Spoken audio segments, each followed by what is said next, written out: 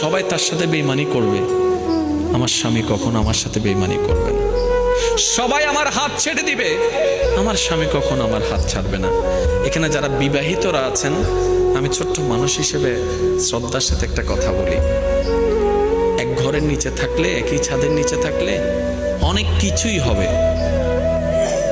মন মালিন্য, পক্ষে বিপক্ষে, পছন্দ অপছন্দ অনেক কিছুই হবে। এগুলাকে ফোকাস দিয়েন না, ডিভোর্সে যায়েন না।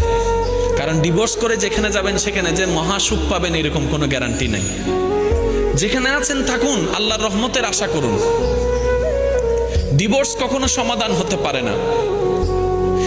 স্বামীর কাজ হচ্ছে স্ত্রীদেরকে মায়া প্রদর্শন করা, মহাব্বত প্রদর্শন করা, কেয়ারিং প্রদর্শন করা। আর স্ত্রীদের কাজ হচ্ছে স্বামীদেরকে ভক্তি করা, শ্রদ্ধা করা, সম্মান করা। দুইজনের পক্ষ থেকে যখন এই ইসলামের নিয়ম দুইটা চলে আসবে,